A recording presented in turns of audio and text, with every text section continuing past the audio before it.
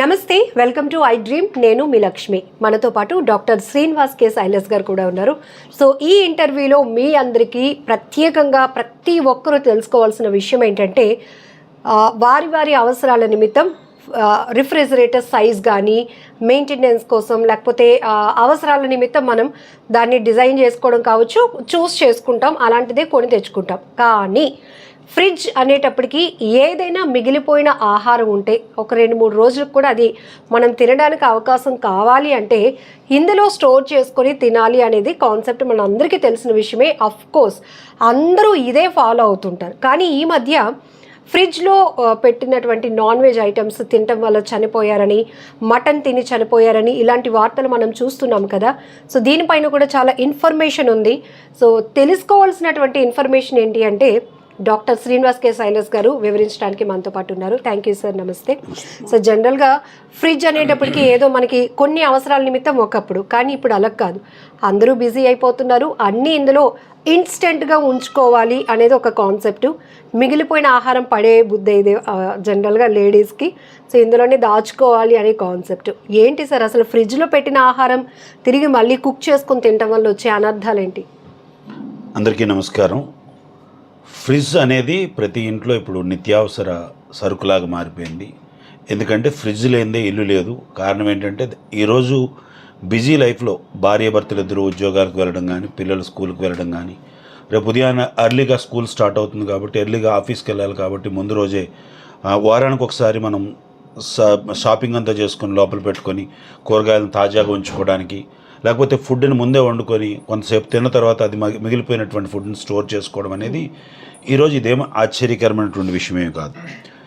ఇన్నిటికంటే ముందు ముఖ్యంగా చెప్పాల్సింది ఏంటంటే విదేశాల్లో అయితే ప్రతి ఆదివారం పెట్టుకున్నటువంటి ఫుడ్ని మరలా శనివారం వరకు ఆ ఫుడ్ని తినాలి. కారణం ఏంటంటే అక్కడ విదేశాల్లో ఉద్యోగాలు చేసేవారు ఉద్యోగ సంస్థలు ఎక్కడ ఉంటాయంటే ఒకవేళ ఇక్కడ వీరుంటే హైదరాబాద్ అంత దూరం, విజయవాడ అంత దూరం ఆఫీస్కి వెళ్ళాల్సి వస్తుంది. ఈ ప్రయాణానికి ఎక్కువ సమయం సరిపోతుంది కాబట్టి వారు వారం అంతా ఈ ఫుడ్ని స్టోర్ చేసుకొని తింటారు. ఇక ఈ మధ్య హైదరాబాద్లో ఒక ఫ్రిడ్జ్లో పెట్టినటువంటి మటన్ కూర తిని చనిపోయినట్టుగా చూస్తూ ఉన్నాం. అది ఫ్రిడ్జ్ తప్పని నేను అనుకోవట్లేదు, అది మనుషులు తప్పే. కారణం ఏంటంటే అమ్మా, ఫ్రిడ్జ్లో R164 R600 అనే ఒక గ్యాస్ నింపుతారు. ఓకే, ఇది ఒక్కసారి మనం చెక్ చేద్దాం సార్. జనరల్లీ ఫ్రిడ్జ్ అనేటప్పటికి మనం ఇది డీపర్ అంటారమ్మా, ఇది సెమీ డీపర్ ఇది. సో అలాగే ఇంకా ఆహార పదార్థాలను షిప్పుల్లోనూ లేకపోతే పెద్ద పెద్ద రెస్టారెంట్స్లోనూ కొన్ని కోల్డ్ స్టోరేజెస్లో ఉన్నవైతే మాత్రం మరీ ఫ్రీజీగా ఉంటాయి అవి. సో ఇది డీప్ ఫ్రీజ్ అంటాం దీన్ని నార్మల్ ఫ్రీజ్ కింద చూస్తూ ఉంటాం. ఇవన్నీ కూడా R164 R600 అనే గ్యాస్ ద్వారా నడుస్తూ ఉంటుంది. ఈ గ్యాస్కి వెనకాల సిలిండర్ ఉంటుంది. ఈ కంప్రెసర్ ఏం చేస్తుందంటే ఈ లోపల ఉన్నటువంటి టెంపరేచర్ని బయటకు పంపించే ఏర్పాటు చేస్తుంది ఈ గ్యాస్ ద్వారా. కాబట్టి ఈ టెంపరేచర్ ఎప్పుడు కూడా ఇలాగ ఉంటూ ఉంటుంది. అయితే ఇందులో పెట్టుకున్నటువంటి ఆహార పదార్థాలు పాడైపోవడానికి ఎంత మాత్రం కూడా ఛాన్స్ లేదు. కానీ ఫ్రిడ్జ్ సరైనటువంటి కండిషన్లో లేకపోతే ఖచ్చితంగా ఆహార పదార్థం పాడవుతుంది. ఎందుకంటే సరైన టెంపరేచర్లో మనం ఫ్రిడ్జ్ని ఎప్పుడు సిద్ధంగా ఉంచుకోవాలి. టెంపరేచర్ సరిగ్గా ఉందో లేదో చూసుకోవాలి. అట్లీస్ట్ నెలకు ఒకసారైనా ఫ్రిడ్జ్ని తనిఖీ చేసుకోవాలి. లేకపోతే ఫ్రిడ్జ్ చుట్టూ ఉన్నటువంటి ఈ యొక్క ఏదైతే రబ్బర్ బుష్ ఉందో ఈ బుష్ ఏం చేస్తుందంటే బయట ఉన్నటువంటి టెంపరేచర్ లోపలికి వెళ్లకుండా, లోపల ఉన్నటువంటి టెంపరేచర్ బయటకు రాకుండా ఇది చాలా ప్రొటెక్టివ్గా ఈ విధంగా ఉంచుతుంది అనమాట. చూసారా, ఇది ఇలా వేసేటప్పుడు టప్ అనే శబ్దం వస్తూ ఉంది. ఇది చాలా గ్రిప్తో పట్టుకుంటూ ఉంటుంది. కొన్నిసార్లు మనం అన్నీ గమనిస్తాం కానీ ఈ రబ్బర్ని గమనించాం. ఈ రబ్బర్కి అధికంగా డస్ట్ పెట్టడం వల్ల కానీ, లేకపోతే ఫుడ్ పార్టికల్స్ ఈ పక్కల సందుల్లో దాక్కోవడం వల్ల కానీ, ఈ రబ్బర్ సరిగ్గా అతుక్కోకపోవడం వల్ల బయట నుంచి వెళ్ళే టెంపరేచర్ లోపలికి ఎంటర్ అయిపోయి ఫుడ్ పాడైపోయే ఛాన్స్ ఉంది. నేనేమంటానంటే హైదరాబాద్లో జరిగినటువంటి సంఘటన ఎలా జరిగి ఉంటుందంటే, నేనేమనుకుంటున్నానంటే అమ్మా, హైదరాబాద్లో జరిగినటువంటి సంఘటన మాంసాన్ని తీసుకొచ్చినప్పుడు సో ఫ్రిడ్జ్లో పెట్టినప్పుడు ఫ్రిడ్జ్ సరిగ్గా పని చేయకపోయి ఉండొచ్చు అని నా ఆలోచన. పని చేయకపోవడం వల్ల. రెండోది, మాంసం ఎక్కడి నుంచి తెచ్చారు అనేది ప్రశ్న. ఎందుకంటే మాంసం రెస్టారెంట్ నుంచి కానీ, భోజనాల దగ్గర నుంచి కానీ, ఫంక్షన్స్ దగ్గర నుంచి తెచ్చేటప్పుడు ఒక విషయాన్ని మాత్రం జాగ్రత్తగా ఉంచుకోవాలి. ఇంటిలో భోజనం వండుకునేటప్పుడు మనం ఎప్పుడు కూడా టేస్టింగ్ సాల్ట్ అనేది వాడం, కొన్ని ఎసెన్షియల్స్ వాడం. కారణం ఏంటంటే మనం ఇంట్లో తింటున్నాం కాబట్టి సేఫ్గా ఉండాలి, ఆరోగ్యదాయకంగా ఉండాలి కాబట్టి. అయితే మీ అందరికీ చెప్తున్నది ఏంటంటే ఈ ఫుడ్ ఒకవేళ రెస్టారెంట్ నుంచి కానీ లేకపోతే భోజనాల దగ్గర నుంచి కానీ తెచ్చినప్పుడు అందులో టేస్ట్ కొరకు కొన్ని ఎసెన్షియల్స్ ఎక్కువ కలుపుతూ ఉంటారు. దాంతోపాటు ఫుడ్ యాసిడ్స్తో పాటు మరికొన్ని ఏమంటారు టేస్టింగ్ సాల్ట్ అని రుచి కొరకు కలుపుతూ ఉంటారు. ఇది ఇన్స్టాంట్ రుచిని ఇస్తుంది. కానీ ఈ టేస్టింగ్ సాల్ట్ వేసినటువంటి ఫుడ్ పదార్థాలను ఎక్కువసేపు స్టోరేజ్ చేస్తే అవి పాయిజన్ అయ్యే ఛాన్స్ ఉంది అనమాట. కార్బో పాయిజనస్ స్టార్ట్ అవుతూ ఉంటాయి. ఎందుకంటే ఫుడ్లో ఒక రకమైనటువంటి బ్యాక్టీరియా ఫామ్ అయ్యి నెమ్మదిగా అందులోంచి ఒక ఫ్లైయర్ లాగా తయారై అది విషపూరితం అవుతుంది. అదే జరిగి ఉంటుంది అనుకుంటున్నాను తప్ప. డాక్టర్ గారు, రెగ్యులర్గా మీరు చెప్పింది వ్యాలిడ్ పాయింట్. మనం ఇంట్లో మెయింటైన్ చేసిన ఫ్రిడ్జ్లో మనం ఇంట్లో వండుకున్న వాటిలో ఎలాంటి టేస్టింగ్ సాల్ట్ కానీ కలర్ ఎసెన్షియల్ ఏమి వాడం కాబట్టి అది మనం స్టోర్ చేసుకుంటే, అంటే అందరికీ డౌట్ వస్తుంది, రోజు మనం అలాగే తింటున్నాం కదా, ఇదేదో ప్రత్యేకంగా వింతగా చెప్తూ ఉంటారు. కానీ చాలామందికి రెస్టారెంట్లో తెచ్చుకున్నటువంటి ఫుడ్ ప్యాకెట్స్లో ఫుడ్ మిగిలిపోయినా అది కూడా స్టోరేజ్ చేసి నెక్స్ట్ డే తినడం అలవాటు చేసుకుంటారు. అలానే మీరు చెప్పినట్టు ఫంక్షన్స్కి వెళ్ళినప్పుడు దగ్గర బంధువులు అయితే ఏదైనా మిగిలిపోయిన ఫుడ్ పడేయడం ఇష్టం లేక దగ్గర బంధువులకి షేర్ చేస్తారు దాన్ని, అది కూడా ఫ్రిడ్జ్లో పెట్టుకొని తినడం. అంటే బయట వాళ్ళు ప్రిపరేషన్ అనేది డిఫరెంట్ మెథడ్లో. ఎగ్జాక్ట్లీ. ఏదైతే వ్యాపార సంస్థల ద్వారా జరుగుతున్నాయో ఫుడ్ కోర్ట్స్లో కానీ హోటల్లో కానీ లేకపోతే భోజనాలు పెడుతున్న దగ్గర వారు అధికమైనటువంటి టేస్ట్ కొరకు కొన్ని వస్తువులను ఎక్కువగా కలుపుతారు. అందులో ఫుడ్ యాసిడ్స్తో పాటు మరికొన్ని ఎసెన్షియల్స్, అలాగే మనం రెగ్యులర్గా వండుకున్న ఫుడ్లో జీడిపప్పు వేయంగా, కానీ జీడిపప్పు ఎక్కువ శాతం దాంట్లో పౌడర్గా వేస్తారు. జీడిపప్పు కూడా చాలా తొందరగా పాడైపోయే లక్షణం కలిగింది కాబట్టి పప్పు దినుసులు ఏమైనా చాలా తొందరగా పాడైపోయే లక్షణాలు కలిగినవి. అయితే నేనేమనుకుంటున్నానంటే ఒకవేళ అలా పెట్టినప్పటికీ కూడా ఫుడ్ ఒకవేళ పాడైపోయిందా లేదా అని చూసుకోకుండా మీరు ఒకవేళ తినే ప్రయత్నం చేస్తారు, మళ్ళీ వేడి చేసి తినటం, ఖచ్చితంగా వేడి చేయడం అనేది చాలా ఇంపార్టెంట్. వేడి అంటే ఏదో సాధారణమైనటువంటి వేడి కాదు, అది తిరగబడేటట్టుగా దాంట్లో ఉన్న బ్యాక్టీరియా అంతా చచ్చిపోయినంత వరకు కూడా మనం, ఎందుకంటే దైనందినటువంటి జీవితంలో అంత టైం లేదు, వెంటనే మనం భోజనం చేసేయాలి, వెంటనే పరిగెత్తాలి, వెంటనే భోజనాలు అయిపోవాలని చూస్తూ ఉన్నాం. కానీ ఒక ఓవెన్లో వేడి చేసుకోవడం కానీ లేకపోతే ఒక హీట్, అట్లీస్ట్ మనం ఒక ఫ్రిడ్జ్లోంచి ఒక ఐటమ్ తీసాం, మన దగ్గర ఒక కుక్కర్ ఉంటుంది, కుక్కర్ కూడా ఈజీగా కిచెన్లో ఉండే ఆర్టికలే కాబట్టి ఈ కుక్కర్లో ఏం చేయాలంటే కొద్ది నీళ్ళు పోసి ఒక టిఫిన్ బాక్స్లో ఈ ఫుడ్ని పెట్టి ఒక 2 విజిల్ వేయించగలిగితే ఇంకా మంచిది. ఎందుకంటే ఆ ఫుడ్ ఖచ్చితంగా ఒకవేళ పాయిజన్ అయినా అంత ప్రమాదకరమైనటువంటి బ్యాక్టీరియా కడుపులోకి వెళ్లకుండా ఫుడ్ పాయిజన్ కాకుండా ఉంటుంది అనేది నాకు. సార్, బిజీ షెడ్యూల్ ఒకటి, లైఫ్ స్టైల్ చేంజెస్ వల్ల రిఫ్రిజిరేటర్స్ యొక్క ఇంపార్టెన్స్ బాగా పెరిగింది. వాటికి డిమాండ్, సైజ్ ఒక్కొక్కటి అయితే బీరువా స్థాయిలో ఉంటాయి. ఎందుకు అంటే అన్నీ అందులోనే ఉంచుతాం కాబట్టి అది అవసరం అనేది. సో ఏవి ఉంచవచ్చు, ఏవి ఉంచకూడదు? ఆల్రెడీ మనం ఫుడ్ కంటైనర్స్ అనేటప్పటికి ప్లాస్టిక్ మెటీరియల్ వాడకూడదు అంటాం. అదే ప్రమాదం అనుకుంటే మళ్ళీ అందులోనే పెట్టి ఫ్రిడ్జ్లో పెట్టేస్తుంటాం. ఉదాహరణకు ఒక ప్లాస్టిక్ బాటిల్ నాకు చూపిస్తే ఒక విషయం చెప్తాను మీకు. ఉదాహరణకు ఒక ప్లాస్టిక్ బాటిల్తో మనం ఈ డీప్ ఫ్రిడ్జ్లో ఒక వాటర్నో లేకపోతే కూల్ డ్రింక్నో పెట్టాం. ఈ కూల్ డ్రింక్ను పెట్టినప్పుడు ఈ డీప్ ఫ్రిడ్జ్ ఏం చేస్తుందంటే దీన్ని ఐస్ కట్టిస్తుంది. ఐస్ కట్టించినప్పుడు దీంట్లో కొంత గ్యాస్ ఉంటుంది, ఎందుకంటే పూర్తిగా నింపి పెట్టడం, ఏమాత్రమైనా మనం ఖాళీగా ఎక్కడో ఖాళీగా ఉంటుంది. సో ఏమవుతుందంటే ఈ ఐసు ఈ లోపల ఉన్నటువంటి వాటర్ని కానీ లేకపోతే లిక్విడ్ని కానీ కంప్రెస్ చేసినప్పుడు ఈ వాటర్ బాటిల్ పగిలిపోయే ఛాన్స్ ఉంది. ఈ బాటిల్లో ఉన్నటువంటి కొంత ప్లాస్టిక్ నీటిలో కానీ ఆ పదార్థంలో కానీ చేరే ఛాన్స్ ఉంది. ఎట్టి పరిస్థితుల్లో కూడా ప్లాస్టిక్ బాటిల్ని డీప్ ఫ్రిడ్జ్లో పెట్టి తాగడం అంత శ్రేయస్కరం కాదు. ఇంకో మాట చెప్తున్నాను, ఇది ఎప్పటికైనా పగిలిపోయే ప్రమాదం కూడా ఉంది. డీప్ ఫ్రిడ్జ్లో కొంత సమయాన్ని మాత్రమే ఉంచడానికి పనికొస్తుంది తప్ప అంతకంటే ఎక్కువ సమయాన్ని డీప్ ఫ్రిడ్జ్లో ఉంచడం అంత మంచిది కాదు. ఒకటి.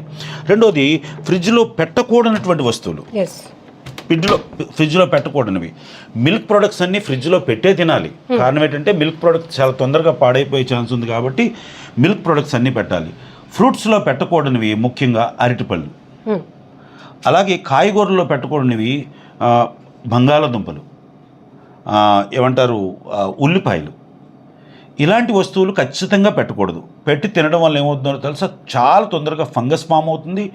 మీకు కోవిడ్లో మీకు ఒక అర్థమై ఉంటుంది, బ్లాక్ ఫంగస్ అంటారు. బ్లాక్ ఫంగస్ ఫామ్ అయ్యే ఛాన్సెస్ ఉన్నాయి. ఒక్కోసారి టొమాటోలు కూడా సరిగ్గా చూసుకోకపోతే టొమాటోల్లో కూడా బ్లాక్ ఫంగస్ ఫామ్ అవుతుంది. ఎందుకంటే అందులో పులుపు శాతం ఎక్కువ ఉంటుంది కాబట్టి చాలా తొందరగా బ్లాక్ ఫంగస్ ఫామ్ అవుతుంది. ఒకవేళ పొరపాటున ఉడకబెట్టుకొని తింటే పర్వాలేదు, కానీ కొంతమందికి పచ్చి టొమాటో కోసుకునే తినే అలవాటు ఉంటుంది. అప్పటికే అందులో బ్యాక్టీరియా ఫామ్ అవుతే అది చాలా తొందరగా ఫుడ్ పాయిజన్ అయ్యే ఛాన్స్ ఉన్నాయి. అలాగే ఎక్కువ రోజులు నిల్వ ఉంచకూడనివి, ముఖ్యంగా ఎక్కువ రోజులు నిల్వ ఉంచకూడదు. డీప్ ఫ్రిడ్జ్లో అయితే మటన్ లాంటిది, చికెన్ లాంటిది ఒక వారం రోజుల పాటు సేఫ్గా డీప్ ఫ్రిడ్జ్లో ఐస్ కట్టినంతగా ఉంచగలిగితే మంచిది. కట్టిన తర్వాత కూడా వెంటనే ఐస్ కట్టినటువంటి ఆ ఫుడ్ని తీసుకెళ్ళి వెంటనే వేడి దాంట్లో వేయకూడదు. అది కొంతసేపు 2 hours 1 hour అది ఐస్ గడ్డ కరిగిపోయినంత వరకు మనం బయట ఉంచుకోవడం వల్ల దాని మీద ఉన్నటువంటి ఆ బ్యాక్టీరియా ఫార్మేషన్ తగ్గుతుంది. కొంతవరకు ఆక్సిజన్తో మిక్స్ అయ్యి అది మంచి ఆహారంగా మారే ఛాన్స్ ఉంటుంది. అది విషయం. అయితే శాశ్వత కాలం పెట్టకూడదు. మష్రూమ్ ఎక్స్పైరీ డేట్ కంటే మనం ఎట్టి పరిస్థితుల్లో కూడా ఎక్స్పైరీ డేట్ అయిపోయిన తర్వాత మనం ఫ్రిడ్జ్లో ఉంచి తినడానికి అసలు హక్కే లేదు. రెండోది పన్నీర్ని అసలు ఎట్టి పరిస్థితుల్లో కూడా ఎక్స్పైరీ డేట్ అయిన తర్వాత ఫ్రిడ్జ్లో పెట్టినా సరే ఎక్స్పైరీ డేట్ అయిపోయిన తర్వాత దాన్ని పడేయడం శ్రేష్టం తప్ప దాన్ని తినడం వల్ల 90% ఫుడ్ పాయిజన్ అయ్యే ఛాన్స్ ఉంది. అయ్యో అది కాస్ట్లీ వస్తువు కదా, పాడైపోద్దని వండుకొని తిందాం అనుకుంటే ఖచ్చితంగా దానివల్ల అధిక ప్రమాదం. అసలు నాన్ వెజ్ కంటే చాలా తొందరగా ఫుడ్ పాయిజన్ అయిపోయే పదార్థాల్లో పన్నీరు, పాల పదార్థాలు చాలా తొందరగా పాడైపోతుంటాయి.